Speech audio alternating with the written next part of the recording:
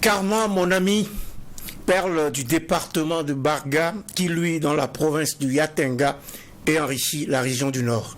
Je t'en prie, Karma, accepte mon modeste réconfort. Et vous tous, il est temps de venir m'aider. Tout comme les compagnons de la chanson qui ont supplié Vénus, l'étoile de la nuit, de venir les aider à retrouver l'amour de leurs rêves, j'implore ici votre appui pour garder Karma dans nos cœurs et dans nos mémoires. Et il en va de Karma comme de Yirgu, Inata, Nasumbu, Tanwalbougou et autres Arbinda. Alors parlons de la situation de nos communautés et notamment de la nécessaire sensibilisation et de l'indispensable éducation à observer dans l'actuelle guerre contre le terrorisme. Pour cela, le tribunal de l'actualité a convoqué aujourd'hui Sanoussa Gansouré, expert et consultant en organisation de réseaux associatifs et en police de proximité. Bonjour Monsieur Gansouré et merci d'honorer notre convocation. Bonjour. En face de vous, les juges Bernard Bougman et Geoffroy Vara siègent pour l'audience de ce mardi. Bonjour juge Geoffroy Vara. Bonjour Président Tomodi, bonjour juge Bougman, bonjour auditeurs et téléspectateurs. Oui, juge Vara, bonjour Président, bonjour Madame, Messieurs. Bonjour à toutes, bonjour à tous et bienvenue à cette nouvelle audience du tribunal de l'actualité sur votre télé interactive True TV et en simultané sur Watt FM, la télé 100% urbaine. Vous nous suivez également sur nos différentes plateformes numériques. Acte 1 de ce rendez-vous, les avant-propos des juges que je convoque à présent.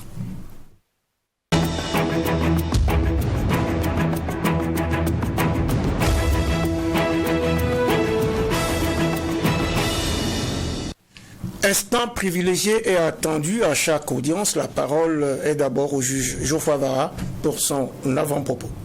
Merci Président. Mon avant-propos va concerner le geste des magistrats. Hier, dans l'effort de guerre, plus de 32 millions de francs CFA consentis par ces derniers pour que la lutte contre l'insécurité, donc la lutte contre le terrorisme, puisse se mener, parce qu'on sait que ça demande des moyens. Et ces 20 motos de marque Aloba, d'une valeur d'un peu plus de 11 millions de francs CFA, qui ont été offerts, des numéraires d'un montant de 9 685 000 en gros, et puis des retenues à opérer à la source d'un montant de 11 817 000, donc un peu plus que ça, 166 francs. Donc le tout, ça fait 32 640 666 francs CFA. Et c'est en tout cas très intéressant pour nos forces de défense et de sécurité, et le besoin qui est toujours exprimé et que les Burkinabés puissent faire cet effort-là. Parce que la guerre demande des moyens et il faut vraiment que chacun mette la main à la poche et mette la main à la pâte. Et donc, ces félicitations à ces magistrats pour l'acte qui a été posé, et puis espérer que les autres aussi, forcément, vont suivre. Et j'avais un deuxième avant-propos, mais je vais le faire très rapidement. C'est les trésors humains vivants qui ont été reçus aussi par le chef de l'État. Je pense qu'ils ont été distingués à la SNC, Semaine nationale de la culture. Ils sont venus donc manifester cette reconnaissance-là, le fait que ce qu'ils sont a été mis en valeur et ce qu'ils représentent soit reconnu encore une fois. Mais j'ai encore en mémoire l'appel du pied lancé par Bassolman Bazier, le ministre d'État, qui disait sur le front de la guerre, tout le monde doit contribuer. Maintenant, je sais qu'en la matière, il y avait Konomba Traoré qu'on avait reçu ici, qui parle de fétiche et de ce que les ancêtres peuvent apporter dans cette guerre-là. Bon, j'espère qu'ils en ont parlé au président et qu'il faut s'impliquer pour cela. Occasion sans doute pour recevoir à nouveau Konomba Traoré pour qu'il nous dise concrètement ce qui peut être fait aujourd'hui dans cet effort de guerre. On verra bien. Juge Bernard Bougman, votre avant-propos du jour. Merci Président. Mon avant-propos va concerner les questions sanitaires.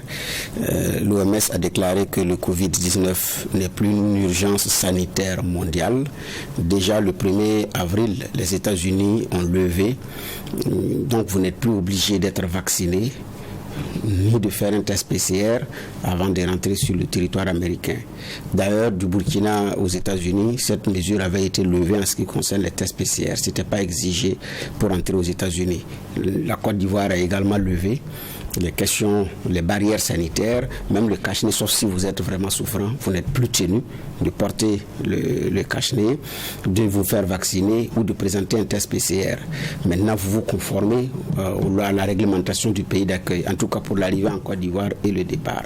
Donc, ce n'est plus une urgence sanitaire mondiale. Hier, nous avons appris à travers une vidéo que les États-Unis sont en train d'envisager que ceux qui ont été vaccinés le vaccin contre la maladie à coronavirus ne puissent pas donner leur sang. Donc, ce qui fait interroger beaucoup. Quoi qu'il en soit, cette pandémie a été une pandémie controversée dans le milieu des scientifiques, dans le milieu de ceux qui font des investigations, mais aussi ça a été du pain béni aussi pour les milieux conspirationnistes qui s'en sont donnés aussi à cœur joie. Donc ça a soulevé beaucoup de la controverse et beaucoup de chefs d'État n'en voulaient même pas en entendre parler. Pour eux, c'était une arnaque, c'est pas vrai, bon bref. Mais quoi qu'il en soit, nous sommes dans cette situation. Maintenant, reste à savoir au niveau du Burkina Faso, qu'est-ce qu'on a fait.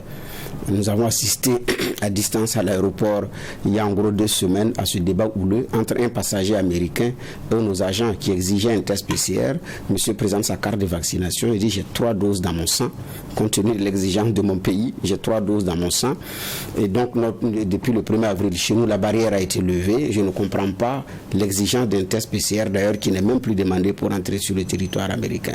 Bon, c'était houleux, il a pu passer, mais quoi qu'il en soit, il y a aussi à regarder. Parce que parfois, je l'ai dit, nous sommes souvent ridicules sur ces choses-là. Je prends Ebola. Je vais rapidement. Ebola était fini. Mais vous revenez à l'aéroport de Ouagadougou, vous remplissez, même les pays où il y avait où Ebola a sévi avaient levé. La Guinée, la RDC et autres. Mais vous revenez à Ouagadougou. On vous demande, est-ce que vous avez été en contact avec quelqu'un qui a souffert d'Ebola dans les 3 jours? Parce que quand vous regardez la fiche, c'est ridicule. Bon, vous cochez non et vous passez. Mais à un moment donné, c'était devenu gênant. Pour des gens de ces pays qui sont, quand ils viennent, c'est même ridicule. Nous n'avons pas été touchés et puis on n'était pas un pays à fort potentiel Ebola, contrairement aux pays côtiers où c'était réellement chose très visible, qui ont levé les barrières. Et jusqu'à présent, nous ne disons rien. Donc, il y a même une campagne de vaccination contre la maladie à coronavirus qui est là. Donc j'ai dit aux agents, aux autorités sanitaires de regarder également ces choses-là de près et de donner la conduite aussi à tenir pour éviter parfois des prises de bec dans les aéroports parce que ça ne fait pas sérieux pour un pays. C'est de dire jusqu'à présent au Burkina les barrières ne sont pas levées ou les barrières sont levées conformément à ce qui a été donné de voir comme réglementation. Il ne s'agit pas de se jouer les bons élèves. C'est pas ça. Il ne faut surtout pas être ridicule. Jouer les bons élèves, c'est bon. Mais à un moment donné, quand ça frise le ridicule, ce n'est pas bien. On a bu l'exemple avec Ebola. J'espère qu'on ne va pas perdre la face aussi vis-à-vis de certains passagers avec la maladie à coronavirus. Surtout que nous n'avons pas été aussi un pays fortement frappé comme les pays qui ont déjà levé d'ailleurs leurs barrières. C'était ça mon avant-propos. Oui, il y a sans doute une mise à jour à faire au niveau de ces fiches-là et puis la communication autour de la levée de certaines mesures concernant le coronavirus qui n'est plus une urgence sanitaire mondiale et donc on peut circuler librement quitte à ce que chacun prenne soin de sa santé en ne minimisant tout de même pas qu'il y a quand même des efforts à faire pour se garder en bonne santé.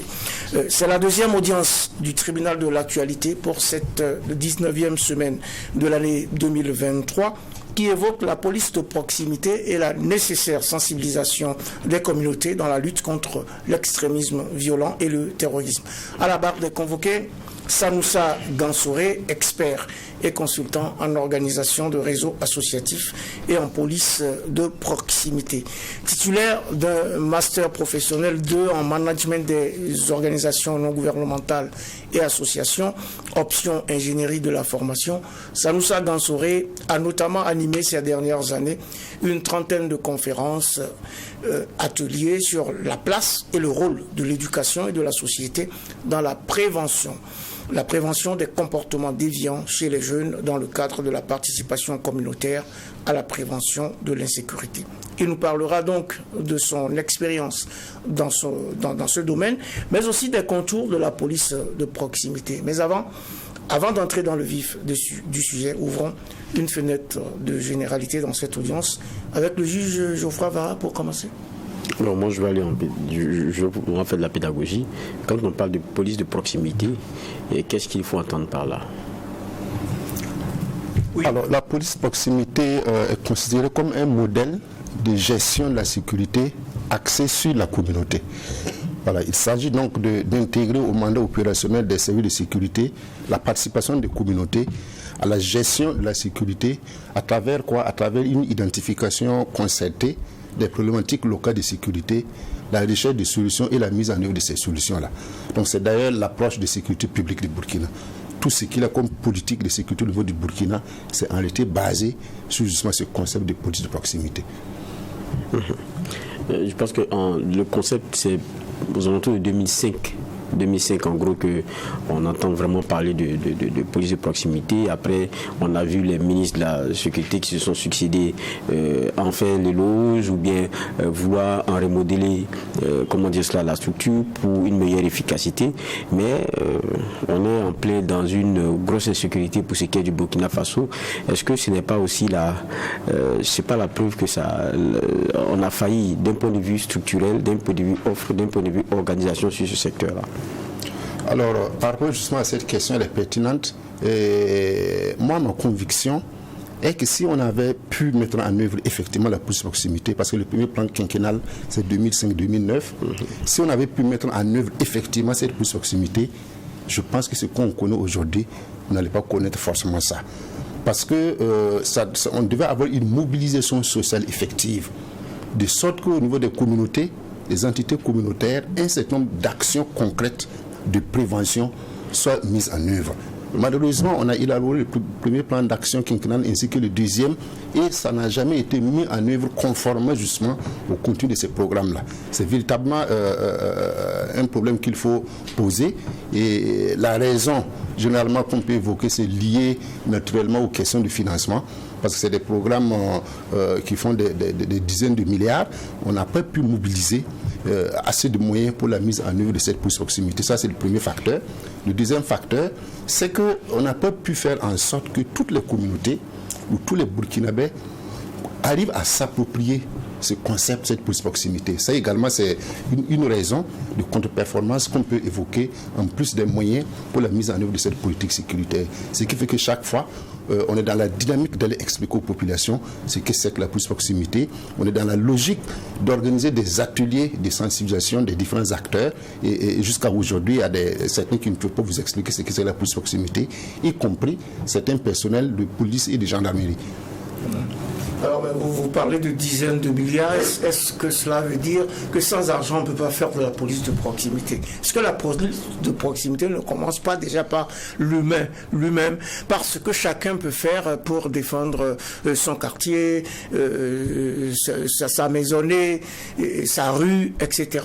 Mais pourquoi est-ce qu'il faut attendre des milliards pour mettre en œuvre des principes, à mon avis, simples de police de proximité? Tout à fait. L'explication est simple. Puisque d'abord, il faut expliquer le concept aux communautés. Et comment ça se fait? C'est à travers un certain nombre d'ateliers, un certain nombre de rencontres au niveau local, au niveau régional, etc. C'est surtout ça qui coûte. Ça coûte parce que lorsque vous voulez organiser le dernier plan triennal envisagé, par exemple, autour de 2 milliers d'ateliers qu'il faut organiser, tout ça pour sensibiliser les populations. C'est ça qui est coûteux. Sinon, après cette sensibilisation, les communautés vont trouver des moyens au niveau local pour véritablement prévenir l'insécurité. Et bon, heureusement, un certain nombre d'organisations de la société civile ont fait des efforts pour expliquer à certaines communautés ce que c'est que ce concept. Et il y a déjà donc l'émergence d'un certain nombre de solutions locales qui donnent déjà un certain nombre de résultats qui sont satisfaisants. Mais toujours est-il que l'effort doit se poursuivre. Peut-être serait-il plus simple d'enseigner ce concept et ces principes dès le bas âge à l'école, je n'en sais rien, pour éviter qu'on ait démultiplié des ateliers pour l'expliquer. Bernard Bougman, question de généralité. Oui, effectivement, d'ailleurs, c'est en lien avec cette police de proximité qu'on n'a pas pu opérationnaliser, mais on n'a pas aussi réussi à intégrer le citoyen dans ce dispositif-là, alors que dans notre contexte, il le faut. Est-ce que pour l'intégration du citoyen, il fallait forcément aussi des milliards, comme quand vous dites que la police de proximité n'a pas pu être opérationnalisée à cause des problèmes d'argent? Justement parce que pour intégrer les citoyens, faire en sorte que les citoyens s'approprient, il faut un travail de communication. C'est ce travail de communication qui est coûteux. Et il y a encore le fait que, si je peux faire un petit rappel, le premier plan quinquennal, quand c'est arrivé à terme en 2009 et qu'on a fait un bilan, on s'est rendu compte qu'en réalité, ça n'a pas pu être effectif parce que les populations ne comprenaient pas du tout ce concept.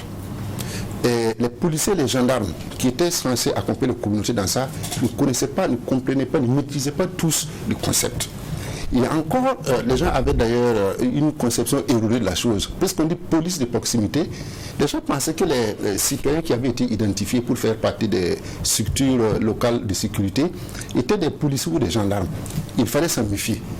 Donc tout ça, ça contribue à la contre-performance, la mise à niveau du premier plan. Donc le deuxième plan quinquennal est venu pour réorienter, pour faire en sorte à ce qu'on se base d'abord sur les réalités spécifiques à chaque communauté pour reconstruire cette police proximité. Ce qui a amené donc à relire le premier plan quinquennal, à relire un certain nombre d'aspects de cette police proximité pour maintenant faire en sorte que lorsque vous partez par exemple à Kanchari, vous partez à Gawex, etc., qu'on ne dise pas il faut tout de suite mettre en place une structure de tel de format, mais on essaie de voir en fonction des réalités locales, comment faire en sorte à construire cette police proximité sur la base de ça. Donc, c'est ça qui a permis à ce que certaines communautés aient commencé un certain nombre d'activités. Mais pour le reste, c'est véritablement un travail de communication. Et c'est coûteux. D'accord. Ma deuxième question pour certains, quand au niveau de la police, ils ont relevé le niveau de recrutement, il y a un problème de trouver d'agents d'exécution. Donc, parce que le niveau était suffisamment élevé, je pense que c'est à partir du baccalauréat, il n'y a plus de niveau BPC, si je ne me trompe pas. Pour certains, ça crée un problème, parce que non seulement il n'y a pas de supplétif, la police de proximité n'ayant pas pu être opérationnalisée, les citoyens n'étant pas impliqués. Alors, est-ce que vous êtes du même avis que ça crée une faiblesse? Pour certains experts, en tout cas, maintenant, je ne sais pas si c'est vrai. Qu'est-ce que vous en pensez? Pas trop, parce que ce n'est pas parce qu'on a relevé le niveau des policiers que le citoyen lambda ne va pas avoir une information, des connaissances sur cette approche sécuritaire. C'est tout simplement un ensemble. C'est tout un ensemble parce qu'on a besoin de communiquer tout simplement avec les citoyens pour lui dire voilà les attentes de l'État vis-à-vis de vous citoyens par rapport justement à cette mobilisation générale, par rapport à cette police de proximité-là. Donc même si on relève le niveau, ça n'empêche pas qu'on trouve une stratégie de communication qui est la meilleure pour pouvoir mobiliser les citoyens. Je pense qu'il n'y a pas un lien forcément entre justement ce relèvement de niveau et le fait que les citoyens ne se soient pas appropriés la police de proximité. Parce qu'en réalité, tout le monde, que ce soit au niveau de la police ou de la gendarmerie, chacun doit être un vecteur de transmission de l'information relative à la police de proximité, aux différentes communautés, à commencer par là où ils résident et ainsi de suite. Donc voilà mon avis par rapport à ça. C'est pas forcément lié. Non, ma question, c'est pas que c'est lié à l'implication du citoyen. Parce que nous, on n'a pas un corps intermédiaire. Ailleurs, ils parlent du corps de la paix, vous intégrez pour quelques années, après on vous démobilise, vous partez à autre chose. Vous êtes dans un domaine donné, vous offrez votre temps pour ce travail de corps de la paix, mais après vous partez pour autre chose. Donc nous n'avons pas cette force intermédiaire. Et pour cet expert en question, dès lors qu'on a relevé le niveau de recrutement à la police, il n'y a plus d'agents d'exécution comme dans les autres corps, où il y a toujours des recrutements d'un certain par palier. Est-ce que vous êtes du même avis? Justement, voilà comment je cherche à comprendre exactement le contenu justement de vos propos, puisque la police de proximité, c'est quoi? La police de proximité, c'est faire en sorte que ces citoyens-là prennent en charge sa propre sécurité. C'est faire en sorte qu'ils puissent comprendre et qu'ils puissent véritablement s'engager. Alors, dès lors qu'il a justement l'information sur comment est-ce qu'il doit s'engager, que le policier soit là ou pas, il doit pouvoir jouer efficacement ce rôle-là. C'est à ce niveau, justement, peut-être qu'on ne se comprend pas trop. Et on a tout simplement besoin que les citoyens se mobilisent. Ce n'est pas forcément que les policiers se mobilisent. Moi, je vous comprends parfaitement. Ici, c'est parce que le citoyen n'est pas impliqué. Voilà. Alors qu'il n'y a pas cette force tampon-là. C'est cette faiblesse-là qui fait que je posais la question. Sinon, moi, je vous comprends parfaitement. Alors, je vous donne un exemple concret.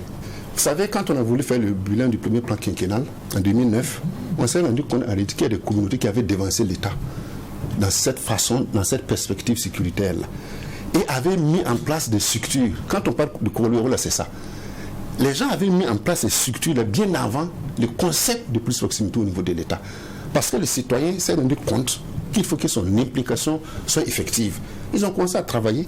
Bon, malheureusement, il y a eu un certain nombre d'actes que tout le monde regrette. Après, maintenant, le politique est venu faire en sorte que ces citoyens rentrent justement dans cette orientation mieux organisée, mieux élaborée. Voilà pourquoi je dis tout simplement que même s'il y a, vous estimez qu'il y a un certain déphasage qui peut plus ou moins impacter, entre guillemets, justement cette participation communautaire, à mon avis, le plus important n'est pas à ce niveau, c'est ce que je veux dire. Voilà. D'accord, ok. Le plus important n'est pas à ce niveau, nous dit notre convoqué de ce jour. Il s'appelle Sanoussa Gansoré. Il est expert et consultant en organisation de réseaux associatifs et en police de proximité.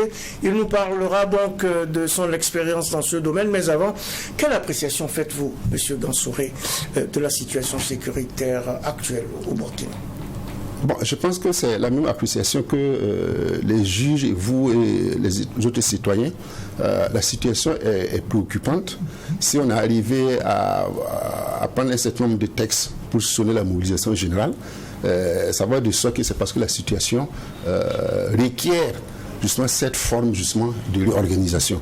La situation elle est préoccupante et il faut rapidement agir chacun à son niveau pour qu'on puisse inverser la tendance. Voilà mon appréciation. Et c'est justement pour agir que vous avez lancé en mars 2022 le Cercle pour la prévention en matière sécuritaire, la promotion de la paix et du développement humain, c'est le CCPAD, si j'ai bien prononcé, qui porte justement votre vision globale de participation communautaire à la prévention de l'insécurité. Avec ce cercle, vous avez initié une série de conférences éducatives sur le thème place et rôle de l'éducation et de la société dans la prévention des comportements déviants chez les jeunes.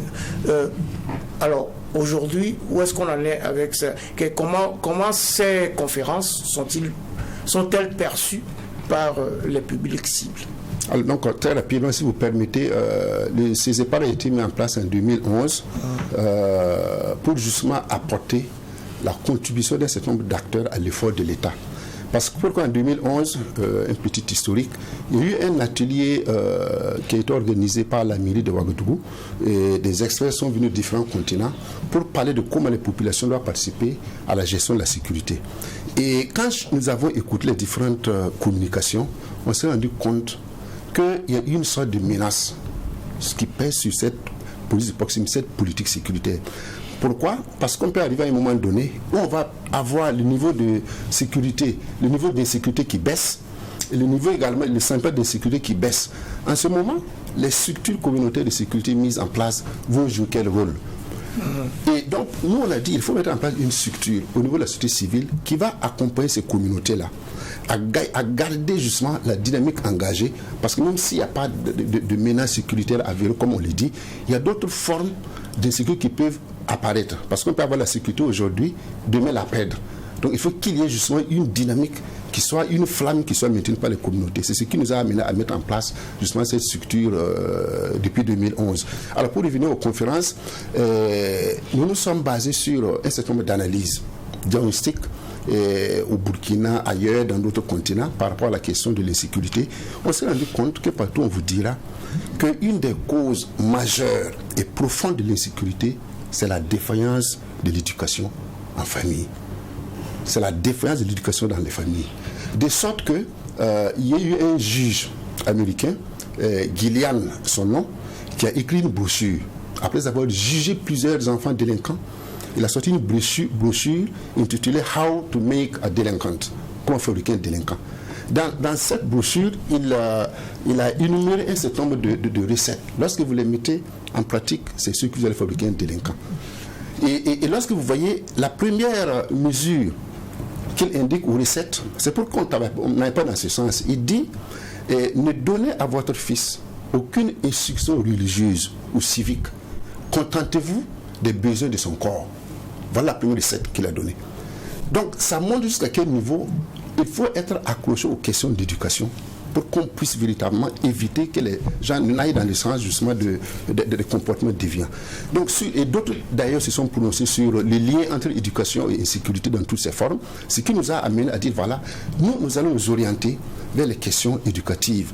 Voilà pourquoi nous avons imaginé donc cette conférence atelier dont le thème est place et rôle de l'éducation et de la société dans la prévention des comportements déviants chez les jeunes. Et nous avons écrit donc le concept, tout ce qu'il a comme communication, et nous avons eu l'appui d'un partenaire belge qui ne veut pas qu'on donne son nom. Alors au niveau de la région du Centre-Est pour commencer. Et quand on a commencé à dérouler ce concept, cette conférence atelier qui dure 3 jours, on s'est rendu compte que les résultats sont allés au-delà de nos attentes. Les résultats sont allés au-delà de nos attentes. Peut-être qu'on aura le temps de parler de ces résultats. Oui. Ce qui est sûr, il y a des changements notables. Alors, il y a des changements notables. Les résultats sont allés au-delà des attentes. Gansoré, Sanoussa Gansoré est notre convoqué du jour, juge Bernard Bougon. Non, juge au frère. Merci. Je vais revenir sur la question de police de proximité. On va dire c'est une politique de sécurité, je le rappelais, c'est 2005 vraiment qu'on a commencé à le mettre en avant, mais il y avait un principe, et puis on va dire comme ça une ossature, il y avait les comités locaux de sécurité qui devaient être normalement implantés. Je pense que la composition c'était 10 membres en gros, 8 qui sont issus des couches professionnelles. Il devrait y avoir aussi un agent de sécurité, c'est policier ou comme vous voulez, et puis ça devrait être chapeauté par comment dire cela, ça devrait être chapeauté par un conseiller municipal qui devrait le présider. Au départ, c'est comme ça que ça avait été fait, et même l'installation devrait se faire par le maire ou le préfet, quelque chose de ce genre. Mais à la fin, qu'est-ce qui fait que ça ne fonctionne pas?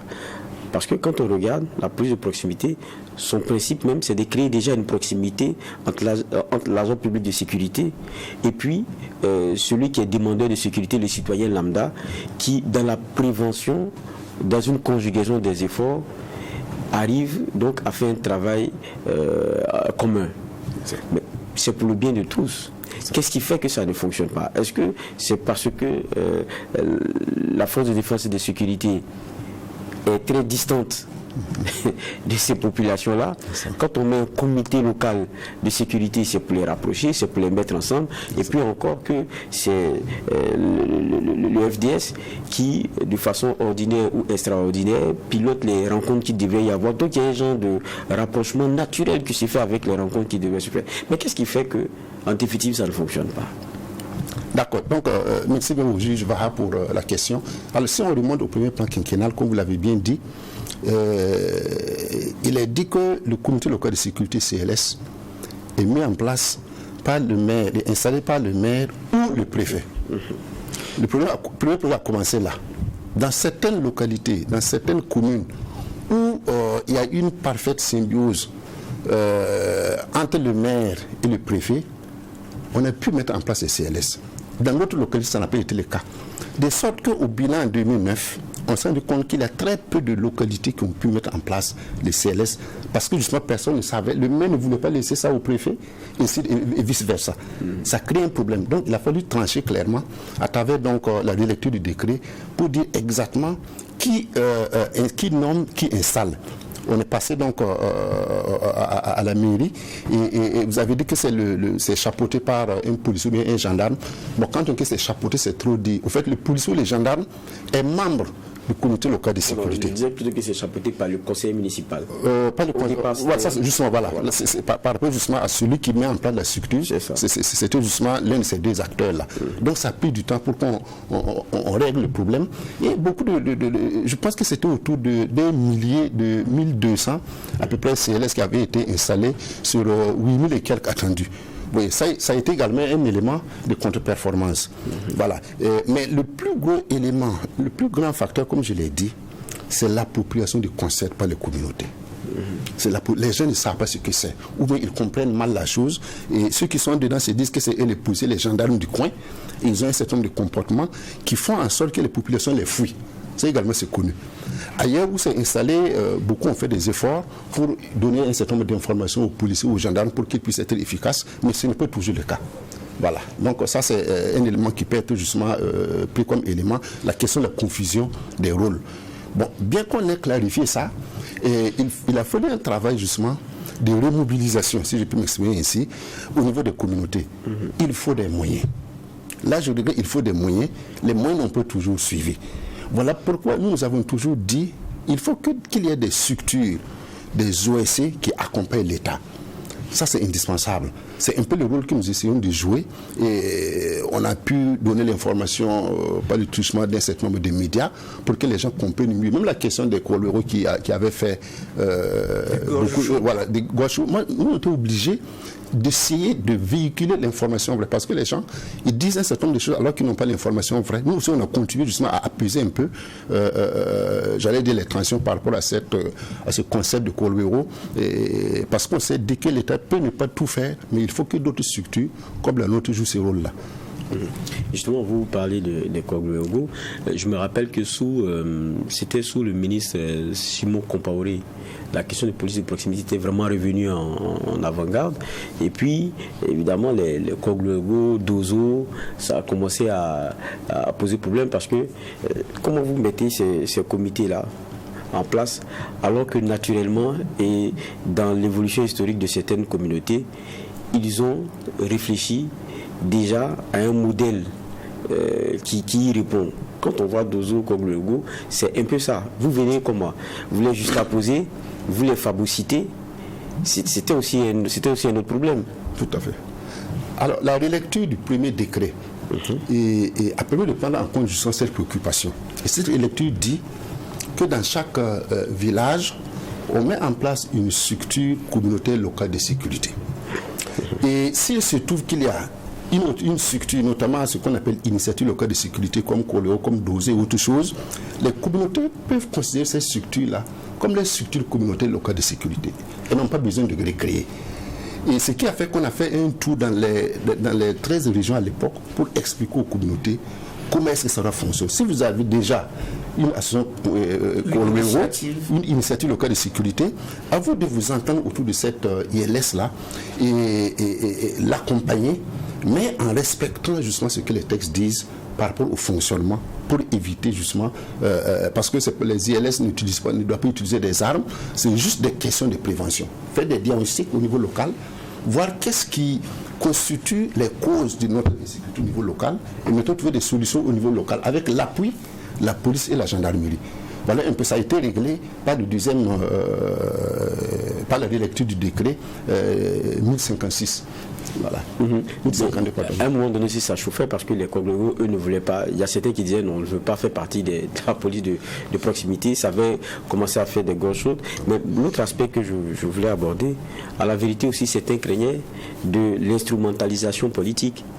Parce que on a même vu des interviews de figures de proue du monde des Kolwero qui disaient comment notamment les partis politiques sont venus les voir parce qu'ils sont un genre de grands électeurs, donc influenceurs dans leur zone. Est-ce que c'est pas tout ça aussi qui a biaisé la chose?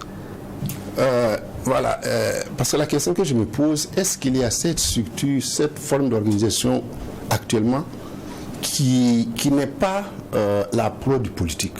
Je pense que ça n'existe pas. Okay. Donc ça veut dire que les Kolwero peuvent ne pas échapper à ça. Mais à ma connaissance, si les gens ont ce penchant-là, c'est par ignorance des textes. Et je vous donne un exemple. Nous, on a participé à une assemblée générale des Kolwero qui avait une structure nationale à Kombisiri. Ils ont organisé la rencontre à Kombisiri. Nous, les partis étaient témoins de tout ce qui se disait. Après, on a appris des choses dans la presse qui n'ont jamais été dites là-bas. On a dit non, les Kolwero, lors de leur assemblée générale, ont décidé de ne pas se faire reconnaître par le ministère en charge de la sécurité, mais qu'elles veulent se rattacher au premier ministère. Propos qu'on n'a jamais entendu là-bas, alors qu'on y était de bout en bout. Il y a également le fait que une certaine presse également rapporte un certain nombre d'informations qui ne sont pas toujours fondées. Voilà. Et pour le cas de ces Kolwero, si je vous ai parlé d'une grande campagne de communication qui requiert des moyens, c'est justement pour pouvoir donner l'information vraie à ces structures-là, pour leur dire voilà ce que vous devez faire, voilà ce que vous devez éviter de faire. Il n'y a pas eu ça. Et quand il y a les premières exactions, si je peux m'exprimer ici, ont commencé, moi je me suis demandé, mais comment est-ce qu'il faut faire en sorte pour que le public ait la bonne information? Heureusement, j'ai pu être l'invité de controverse au niveau de la RTB, au cours de laquelle, au moment où les magistrats ont demandé à ce qu'il faut supprimer, etc. Et quand on a donné l'information, les gens ont compris qu'en réalité, c'est par ignorance que les gens agissent.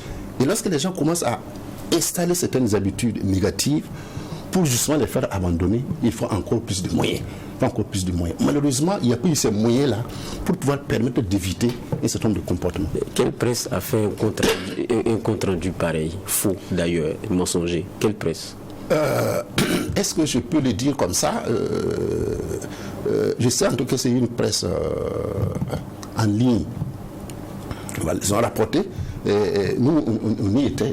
Et même j'ai vu le premier responsable de la presse pour dire qu'il faut que les journalistes corrigent l'élément. Ils m'ont accordé une interview qui leur ont permis justement de corriger l'élément. D'accord. Voilà. Alors on parle de police de proximité essentiellement avec Samoussa Gansoré qui est expert dans ce domaine. On va parler aussi d'éducation, un peu de sensibilisation pour cette lutte contre le terrorisme. Et la parole est à Bernard Boukman. Merci. C'est vrai qu'on a eu plusieurs expériences de ces initiatives locales de sécurité, c'est ça que vous appelez ILS, si j'ai bien compris. Voilà. On a eu plusieurs initiatives. Sous la Révolution, il y a eu les CDR avec de fortunes diverses. Il y a eu l'expérience congolaise. Aujourd'hui, on est en train d'aller vers COVED. C'est ça. Donc, il y a la nouvelle trouvaille des autorités actuelles. Donc, maintenant, à chaque étape, on a toujours jeté le bébé avec l'eau du bain. Quand on parle des CDR, la bonne face, on n'en parle pratiquement pas.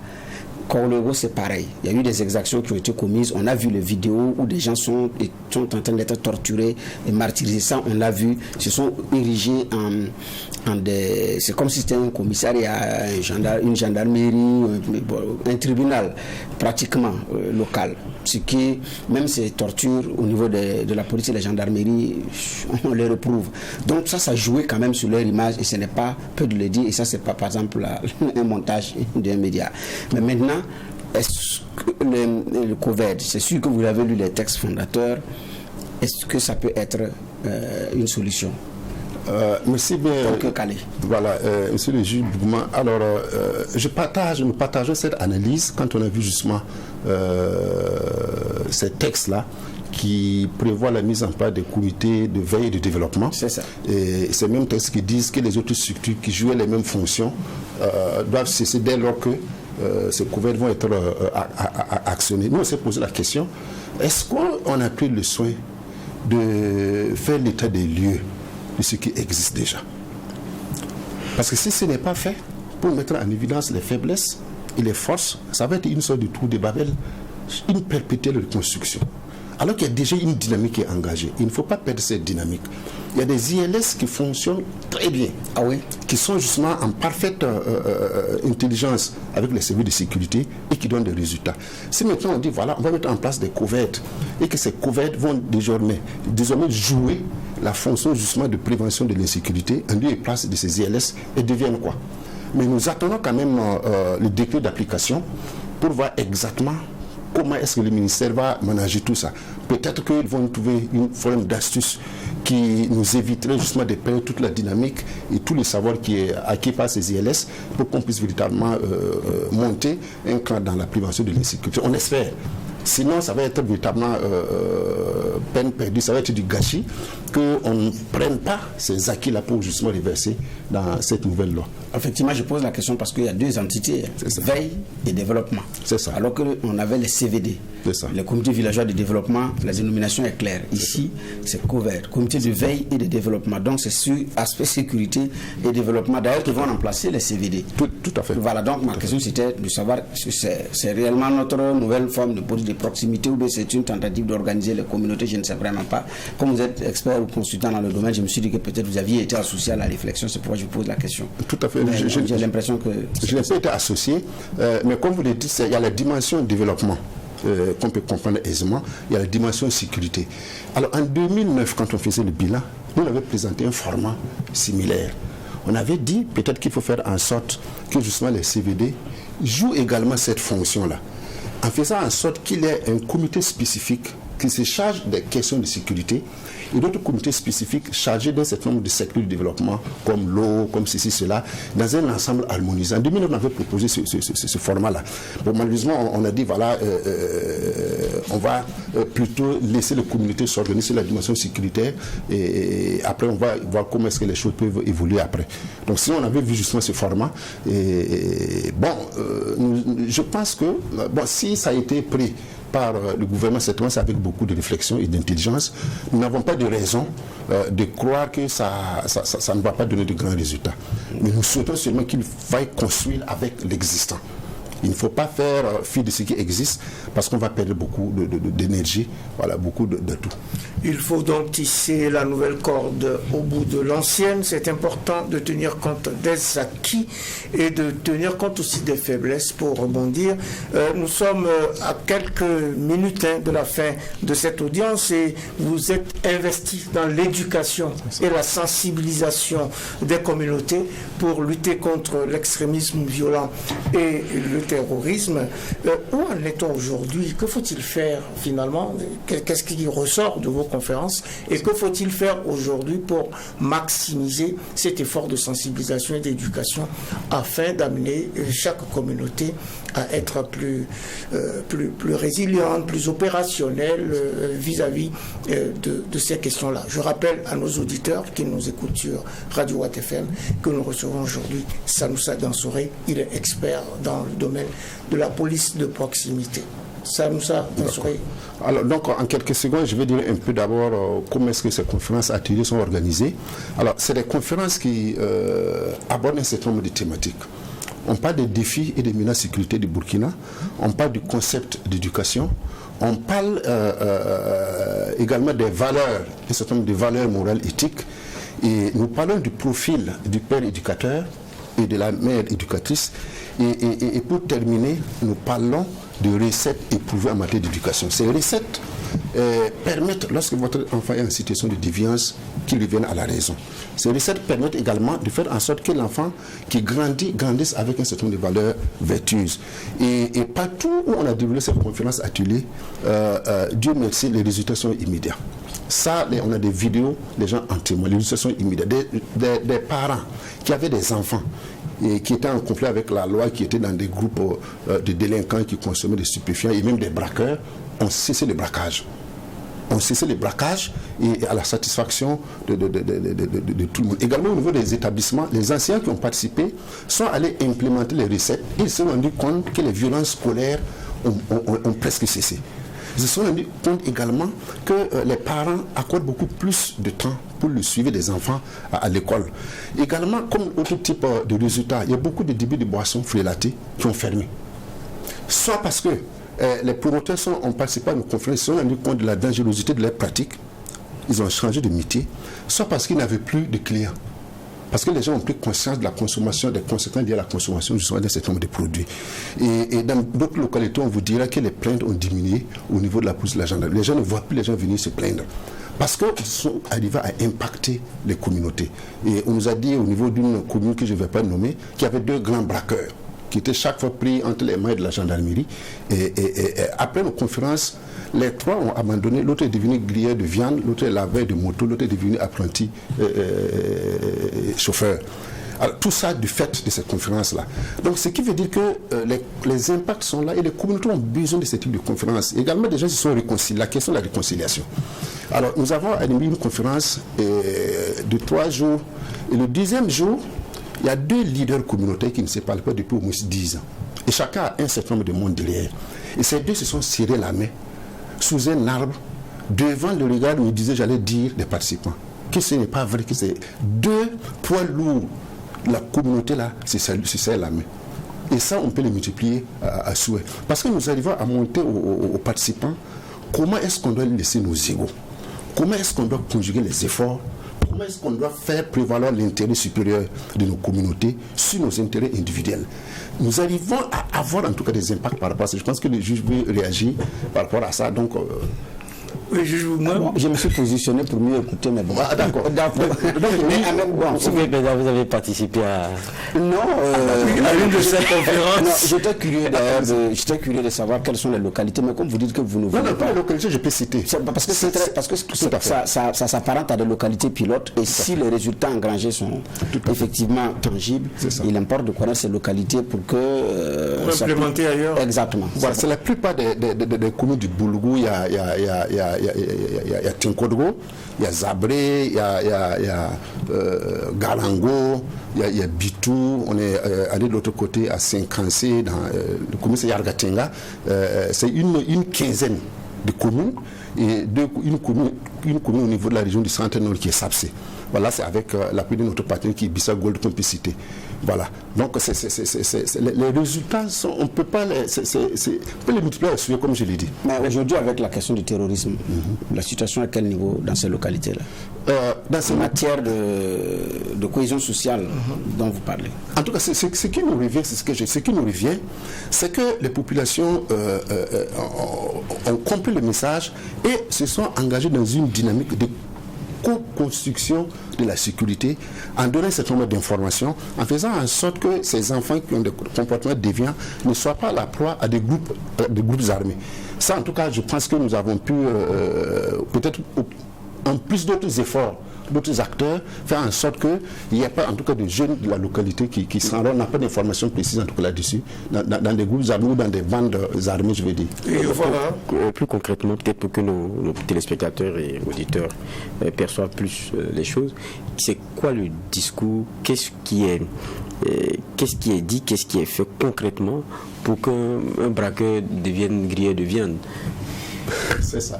Alors, parce que quelqu'un nous a d'ailleurs demandé, mais c'est pour quelqu'un nous a demandé qu'il aurait fallu avoir une interview justement de ces braqueurs-là. Mais on va le témoignage, voilà, je veux comprendre parce que dans ce genre de choses, il faut vraiment toucher jusqu'au tréfonds de l'homme. Tout à fait. Parce que nous essayons de mettre l'accent sur les valeurs. Okay. Le caractère sacré de la vie, la valeur intégrité, la valeur travail. Ces valeurs, puisqu'on a un certain nombre de récits, on a un certain nombre de récits, de cas vécus d'un certain nombre de personnes qui avaient des comportements déviants et qui ont abandonné, qui sont devenues des personnes normales. Et ces personnes-là viennent témoigner pendant la conférence? Mais pour certains, puisque ces personnes ne sont pas avec nous sur le terrain, mais on a des propos de ces personnes-là. Ça continue à amener les gens à se dire que, mais tiens, moi aussi je peux changer et je dois changer. C'est ce qui fait la particularité de ces conférences-là, les témoignages, les récits. Et on vous fait comprendre, puisqu'il y a des travaux de groupe également qu'on organise, les gens développent un certain nombre de choses, ils sortent des analyses pertinentes qui vous désarment. Et c'est là qu'on se rend compte que les populations ont une capacité d'analyse extraordinaire. Pourvu qu'on leur donne la possibilité de se concerter, ils produisent des solutions extraordinaires.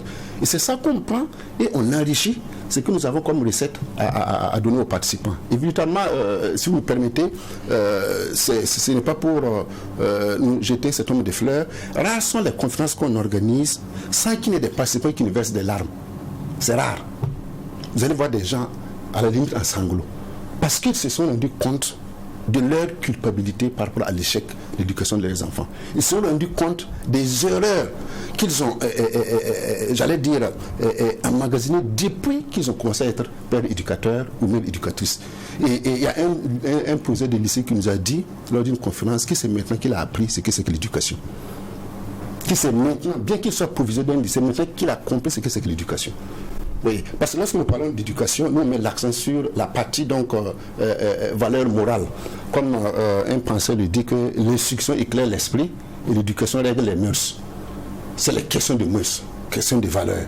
Et lorsqu'on les sort avec les récits, je pense que ça ne peut pas laisser quelqu'un indifférent. On ne peut pas laisser quelqu'un indifférent. De sorte que les conférences qui rassemblent 60 personnes dans une salle, on ne finit pas la conférence sans avoir au moins 50 autres autour de la salle. Ou certains sous les arbres pour écouter les messages, parce que les gens s'appellent pour pouvoir entendre ces messages. Voilà pourquoi je dis que les résultats sont allés au-delà de nos attentes, parce qu'on est arrivé à pénétrer le cœur véritablement des participants. C'est ce qui nous galvanise, ce qui nous donne assez d'énergie pour pouvoir mettre ça à l'échelle un peu partout. On a besoin de partenaires dans ce sens-là. Alors, à vous écouter, M. Gansomré, les solutions sont sur le papier, il faut agir, il faut changer les mentalités. Ce que vous nous racontez et donc les témoignages que vous portez et les appréciations que vous portez sur cette situation nous font dire que vous ne désespérez pas de la construction d'une république des valeurs au Burkina. Tout à fait, on ne désespère pas. Dès lors que, lorsqu'on prend le cas de Kouroutou, on est passé à organiser les conférences, on a travaillé pour l'après-conférence. Donc les populations, par exemple, au niveau de Tinkodgo, ont mis en place une structure qui va prendre le relais qui s'appelle Association Béobiga. Donc c'est dirigé par des responsables de l'action sociale, des anciens, et qui ont déjà pris le module de communication pour en faire des petits guides de sensibilisation au niveau des établissements. Au niveau des abris, les gens se sont mis en place une sorte de réseau. Ils sont allés négocier une plage de temps avec une radio pour pouvoir diffuser ces messages-là. Donc les acteurs sont appropriés, ils ont mis en place des plateformes communales de promotion de l'éducation vertueuse. Déjà rien que ça nous rassure qu'il y a véritablement une suite. Et on a besoin tout simplement d'aller dans notre localité pour faire en sorte à ce qu'il y ait un grand maillage, à ce qu'il y ait beaucoup plus de communautés qui soient impactées par ces conférences-là. C'est véritablement notre souhait. Les valeurs sont là, les valeurs sont connues, il ne reste plus qu'à les appliquer.